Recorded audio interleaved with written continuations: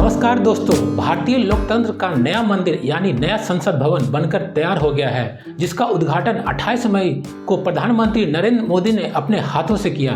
त्रिकोण आकार के इस नए संसद भवन की दीवारें जेड और जेड+ सुरक्षा प्रूफ बनाया गया है। भूतकाल में संसद भवन पर हुए हमले को देखते हुए नए संसद भवन की फिजिकल तथा डिजिटल दोनों सुरक्षा पर अधिक ध्यान दिया गया है, क्योंकि 13 दिसंबर 2001 को जब शीतकालीन सत्र चल रहा था तो संसद भवन में कुछ आतंकवादी घुसकर संसद भवन को अपने कब्जे में लेने का प्रयास किया था, जिसमें 14 लोगों की मौतें हुई थी। इस घटना के बाद अक्सर संसद भवन की सुरक्षा को लेकर बातें होती थी।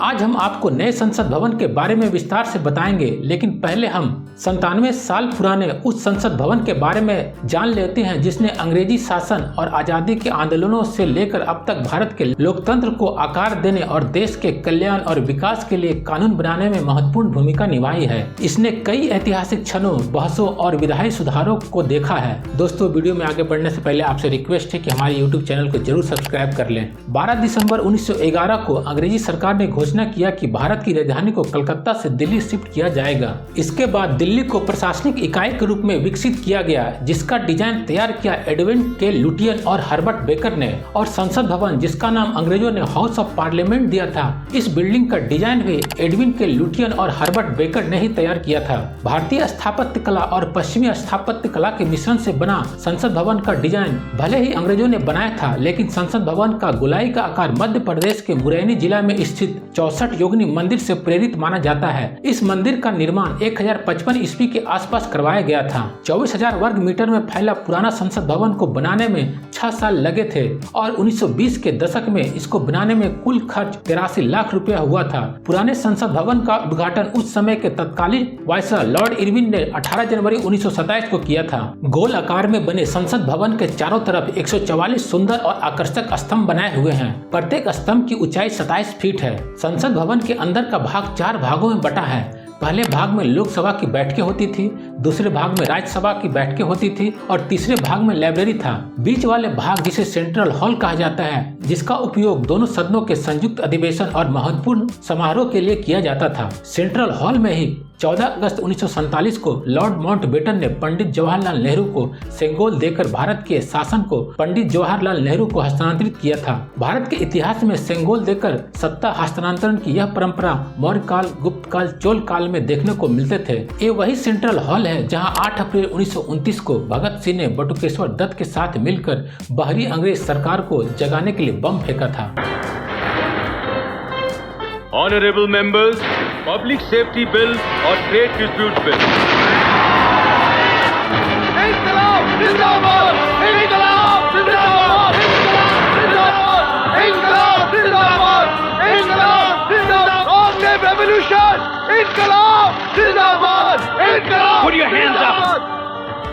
Don't move. आइए, गिरफ्तार कीजिए। यहाँ की लाइब्रेरी का उद्घाटन 2002 में किया गया था, जहाँ 15 लाख से अधिक किताबें रखी हैं और इन सब में सबसे अधिक महत्वपूर्ण पुस्तक अंग्रेजी और हिंदी भाषा में हाथ से लिखी हुई भारत का संविधान की ओरिजिनल कॉपी है, जिसे अब नए संसद भवन की लाइब्रेरी में शिफ्ट किया जाएगा। कुछ लोगों का मानना था कि ब्रिटिश राज में बनी संसद भवन 97 वर्ष की हो चुकी है, अब वह बूढ़ा हो चुका है, इमारतें कमजोर हो गई है और सुविधाएं कम पड़ रही है। पर आपको बता दें कि दुनिया के कई देशों के पार्लियामेंट की बिल्डिंगें बहुत पुरानी है, पर अभी भी फंक्शन में है। अमेरिका का संसद भवन की इमारत 1793 में बनकर तैयार हुआ था। वहीं ब्रिटेन का 1870 में, इटली का 1505 में, स्पेन का 1814 ईस्वी में, दक्षिण अफ्रीका का 1884 ईस्वी में बनकर तैयार हुआ था, जबकि भारत का संसद भवन 1927 में बनकर तैयार हुआ था। अब बात भारत के नए संसद भवन की करते हैं, जिसका शिलान्यास 10 दिसंबर 2020 को भारत के प्रधानमंत्री नरेंद्र मोदी ने किया था।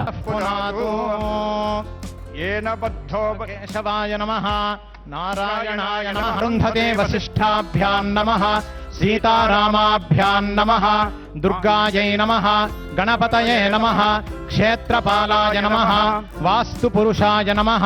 इसका निर्माण आवास और शहरी मामलों के मंत्रालय द्वारा सेंट्रल विस्टा पुनर्विकास परियोजना के तहत किया गया है। सेंट्रल विस्टा पुनर्विकास परियोजना के तहत संसद भवन, केंद्रीय सचिवालय, प्रधानमंत्री आवास, उपराष्ट्रपति आवास, राष्ट्रपति भवन आदि का निर्माण किया जाना है, जिसका अनुमानित लागत 20,000 करोड़ रुपया है। 65,000 वर्ग मीटर में फैला त्रिभुजा आकार के नए संसद भवन को पुराने संसद भवन के ठीक सामने बनाया गया है, जिसका डिजाइन गुजरात स्थित आर्किटेक्ट फर्म HCP ने तैयार किया है और नए संसद भवन को बनाया है टाटा प्रोजेक्ट लिमिटेड ने। पुराना संसद भवन जहां 3 मंजिला था, वहीं इसे 4 मंजिला बनाया गया है, जिसे बनाने में कुल लागत लगभग 1200 करोड़ रुपया आया है। नए संसद भवन का उद्घाटन प्रधानमंत्री नरेंद्र मोदी ने 28 मई को विनय दामोदर सावरकर के 140वीं जयंती पर किया। भवन को भूकंप रोधी Z और Z+ सुरक्षा युक्त और इको फ्रेंडली ग्रीन कंस्ट्रक्शन को ध्यान में रखकर बनाया गया है, जिसकी आयु 150 साल से अधिक होगी। संसद भवन के अंदर लोकसभा हॉल, राज्यसभा हॉल, संविधान हॉल, संसद कार्यालय, पुस्तकालय और भोजन क्षेत्र बनाए गए हैं। लोकसभा में सांसदों की मैक्सिमम सीटिंग क्षमता